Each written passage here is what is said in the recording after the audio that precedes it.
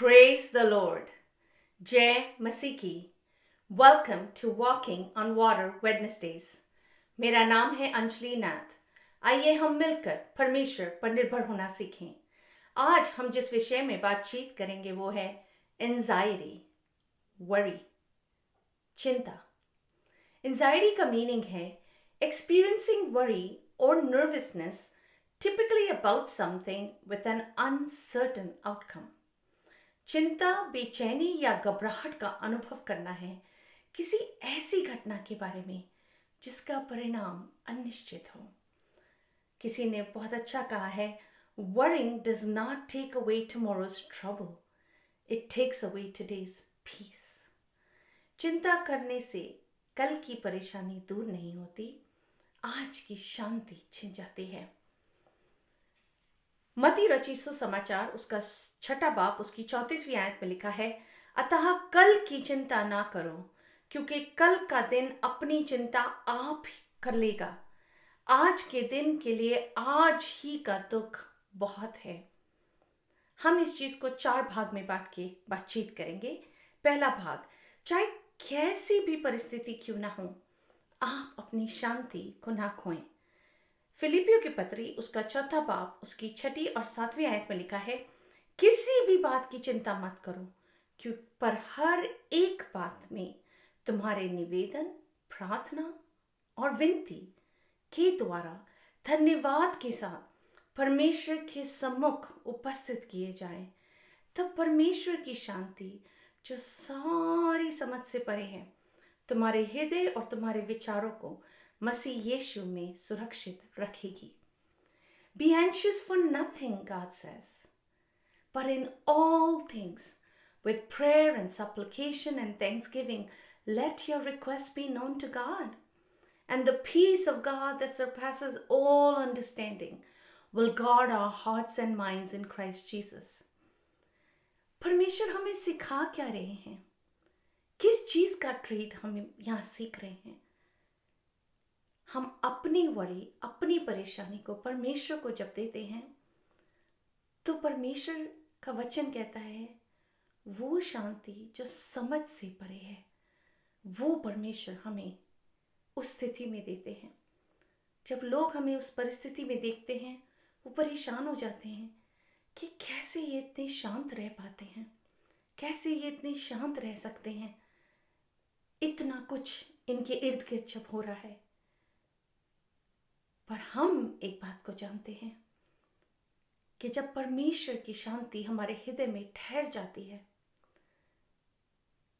तो उस शांति के सामने हमारी मुश्किल, हमारी परिस्थिति, हमारी वरी, हमारी चिंता का कोई कंपैरिजन नहीं रहता. Peace isn't found in the absence of a storm. Peace is found in the presence of God. शांति तूफान के अनुभव में नहीं मिलती बल्कि परमेश्वर की उपस्थिति में मिलती है.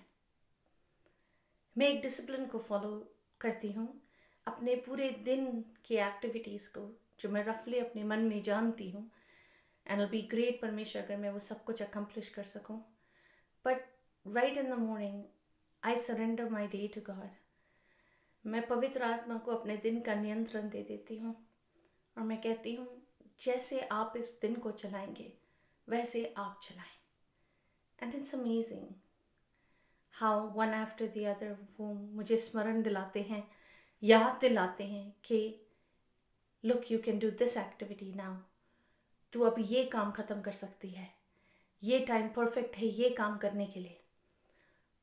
तभी होता है ये जब हम विलिंगली पवित्र आत्मा को अपना दिन या अपना जीवन सरेंडर करते हैं. दूसरी बात, क्योंकि परमेश्वर को हमारा ध्यान है, पहला पत्रस 5वां बाब उसकी 7वीं आयत में लिखा है, अपनी सारी चिंता को उस पर डाल दो क्योंकि उसको तुम्हारा ध्यान है। इट्स वेरी क्लियर, परमेश्वर को हमारा ध्यान निरंतर है। मत्ती रचित सुसमाचार उसका 6वां बाब उसकी 25 और 26वीं आयत में लिखा है, it's a very famous verse, actually a series of verses इसके बाद भी जो कंटिन्यू होती हैं। इसलिए मैं तुमसे कहता हूँ कि अपने प्राण के लिए ये चिंता ना करना कि तुम क्या खाओगे और क्या पियोगे, और ना अपने शरीर के लिए कि क्या पहनोगे, क्योंकि प्राण भोजन से और शरीर वस्त्र से बढ़कर नहीं। आकाश के पक्षियों को देखो, वे ना तो बोते, ना काटते और ना खत्तों में बटोरते हैं, फिर भी तुम्हारा स्वर्गीय पिता उनको खिलाता है। क्या तुम उससे अधिक मूल्य नहीं रखते? हम परमेश्वर की निज प्रजा हैं, हम परमेश्वर के पुत्र और पुत्री हैं। जैसे हम अपने बच्चों को सब कुछ प्रोवाइड करते हैं या करना मांगते हैं, वैसे ही परमेश्वर हमें सब कुछ प्रोवाइड करना मांगते हैं। हमारे पास लिमिटेड कैपेसिटी हो भी सकती है जो हम चाहते हुए भी अपने बच्चों को नहीं दे सकते, पर परमेश्वर के भंडार लिमिटेड नहीं है। परमेश्वर सिर्फ हमारी विलिंगनेस का इंतज़ार करते हैं कि क्या हम तैयार हैं परमेश्वर को अपने दिन में स्मरण करने के लिए, क्या हम तैयार हैं परमेश्वर पर निर्भर करने के लिए।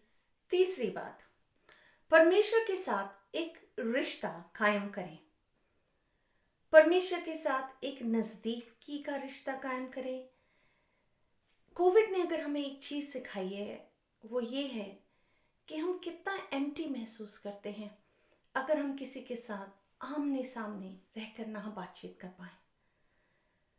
कितनी ही जूम मीटिंग्स कर लें, कितने ही फ़ोन कॉल्स कर लें, पर वो hollowness of being and socialising with somebody face to face, हमें भी तो परमेश्वर के साथ रूबरू होकर, आमने सामने होकर एक रिश्ते को स्थापित करना है, जिसमें सिर्फ हम परमेश्वर को बताते नहीं हैं, सुनते भी हैं परमेश्वर की। भजन संहिता उसका 27वां चैप्टर उसकी 4th वर्स में लिखा है, एक वर मैंने यहोवा से मांगा है, उसी के यत्न में लगा रहूंगा कि मैं जीवन भर यहोवा के भवन में रहने पाऊं, जिससे यहोवा की मनोहरता पर दृष्टि लगाए रहूं और उसके मंदिर में ध्यान किया करूं। दाऊद परमेश्वर से दूर कभी नहीं होना चाहता था, ना ही मांगता था। वह परमेश्वर से हमेशा एक व्यक्तिगत रिश्ता स्थापित करना मांगता था। जब हम दुर्बल होते हैं ना, और हम चिंता को दर्शाते जाते हैं, तो वो जो विनाशकारी चिंता होती है ना, वो हमारे जीवन में डेरा कर लेती है। पर हमें उसका ऑपोजिट करने की ज़रूरत है। हमें अपने तंबू को परमेश्वर के खोजने के मार्ग पर लगाना है। हमें परमेश्वर को वो वन थिंग अपने जीवन में बना लेना है। अगर परमेश्वर हमारे जीवन का मूल्य हो जाएंगे ना, तो one thing we desire the most, तो everything else becomes very unimportant. And वो ही हमें परमेश्वर सिखाते हैं कि परमेश्वर हमारे जीवन में सारी आशीषें ऐड करते जाएंगे, पर वो चाहते हैं कि हम परमेश्वर को अपने जीवन में वो वन थिंग बनने का अवसर दें। चौथी बात, परमेश्वर के प्रॉमिसेस को और वादों को याद रखें। व्यवस्था विवरण उसका 31 चैप्टर उसकी 8th वर्स में लिखा है, और तेरे आगे आगे चलने वाला यहोवा है, वह तेरे संग रहेगा और ना तो तुझे धोखा देगा और ना छोड़ देगा, इसलिए मत डर और तेरा मन कच्चा ना हो।